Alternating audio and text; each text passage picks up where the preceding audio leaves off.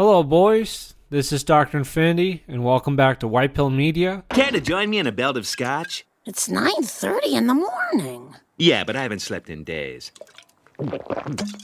Last chance. Oh, yeah. This week, I'm going to be reviewing To Live and Die in L.A. This is a 1985 film. I guess I would classify it as like a crime thriller, I guess a neo-noir kind of movie. It's really good. I'm giving this a big, strong recommendation. So I'm going to talk about it spoiler-free for a little bit, and then I'm going to, go into spoiler territory. But I really do recommend, if you haven't seen it, check it out. It's kind of a grimy movie. We don't really have, like, good people. I guess, like, kind of more conventional characters where, like, there's some goodness there. It's just kind of a grimy LA scene, and, the villains and the bad guys, it's like it's a thin line between them, but it's really good. I really enjoy it. The movie stars William Peterson. I had seen him once before, and like when I was watching it, I knew like, hey, I've seen this guy. He's in this movie called Manhunter, which is, everyone knows Silence of the Lambs, right? Anyways, Silence of the Lambs is based on a series of books, and like a prequel to Silence of the Lambs is Red Dragon. And there was a movie version called Red Dragon. There was also an earlier movie version of Red Dragon called Manhunter. I haven't seen Red Dragon. I'll probably watch it at some point, but I have seen Manhunter.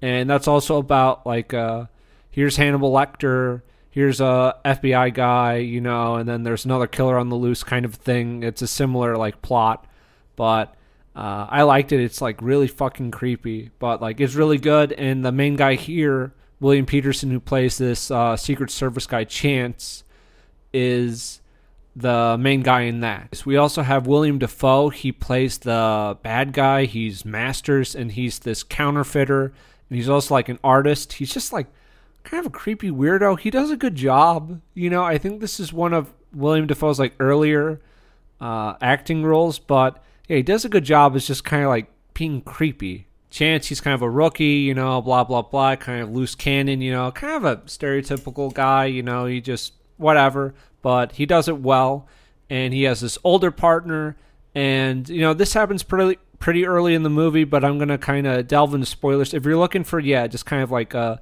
grimy crime action movie with like a really cool chase scene, and just like, it's just really solid. I was pretty happy with it. Go check it out. But now I'm going to get into more spoiler territory. Okay, so early on, like first few minutes, Chance's older partner who's about to retire ends up getting killed by Masters. So now he has a new partner, and he's willing to do anything to bring Masters down. Chance is just like a bad fucking dude. Like everyone in this movie is just kind of a bad fucking dude. But he has this parolee informant known as Ruth. She's played by Darlene Fluigel. I don't really know her in like anything else, right? But she's a good looking woman. She's an attractive woman, and it's just like a really fucked up relationship with her, because like if she doesn't get information for him, he's constantly threatening to send her back to jail, because she still has a kid and everything. It's just like, oh my god, so fucked up, and you just really want her to get out of there. Yeah, things just keep ramping up more and more as Chance brings in his by-the-book partner, Yukovich, down with him as they keep doing more and more illegal shit to try to bring Masters down, and it ends up escalating to the point where they try to rob this, they end up robbing this guy, but there's some other people involved, and the person they're robbing ends up getting killed, and there's like this really awesome chase scenes. It was like a pretty long chase scene, but I was like really impressed with it. It was really sweet. It went on for a few minutes, but then they end up figuring out like the next day that an undercover FBI agent was killed, engaging in a sting operation. You're like, oh fuck, And it's like, Jesus Christ. But even after this, Chance is not willing to pump the brakes. And William Dafoe is just ramping up towards this final confrontation. They end up having an exchange where like they're posing as like people from maybe not the Canary Islands, but some islands where there's like money laundering and shit, which rich people do, right?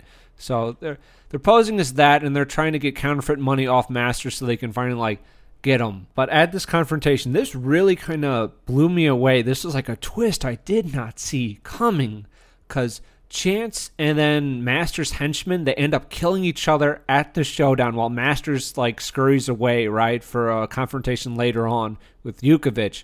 But it's like, fucking Christ, I was not expecting our main protagonist to get killed, and there's like still like time on the clock left for the movie, you know? We still have time on the clock to follow this guy, and for the final, you know, for the conclusion, and you're like, Jesus Christ.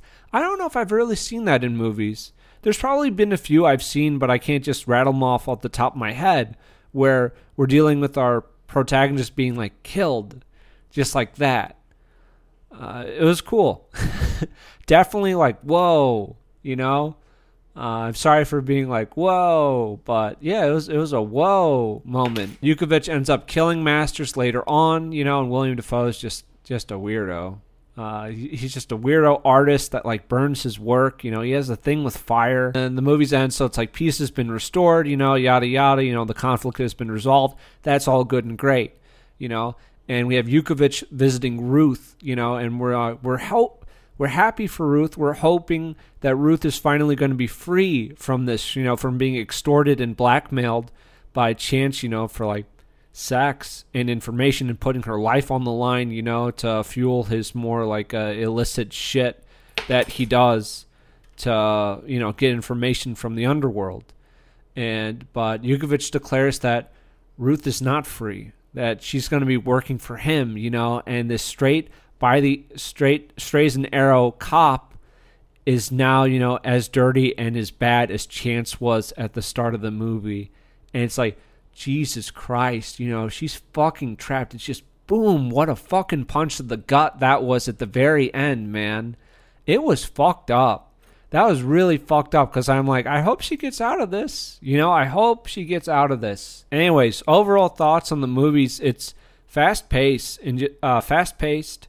and just like really, really good, you know, just back and forth. William Dafoe's great. You're hoping that Yukovich gets out of it as Chance pulls him down, but by the end of it, you know, he's as dirty as Chance is, so there's not really a hero to root for. You know, you're kind of hoping that Ruth is like the most innocent person involved, is going to be able to get away and have a life with her son, but that's not happening either, right? That's not happening either. She's still trapped, so it's, you know, quote unquote, peace has been restored, but it's still a fucked up situation without really any heroes.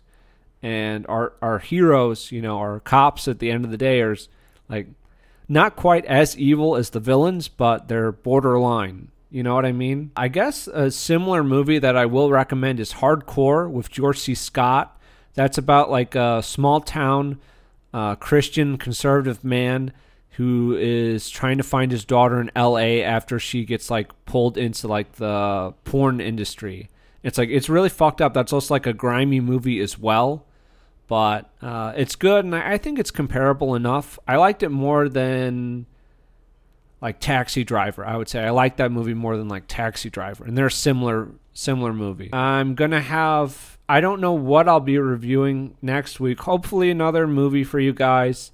I am going to be rolling out more like independent book reviews and like anthology reviews, so I'm sorry if that's not really everyone's cup of tea, but those are coming. I'm going to try to cobble together a few reviews into one video so people don't just get like peppered with, you know, a little 5-minute video. I review this book, I review that book, because I know that's annoying if you're not really into that type of content. Like, I get that. But I'm still gonna, you know, still come out with those. And I should have some other movie or media review. If To Live and Die in LA sounds good, I'd really recommend it. I think it's a nice break from, you know, just escape for 2 hours from all the bullshit going on. That's going to be it from me. Thanks for watching. Dr. Infinity out.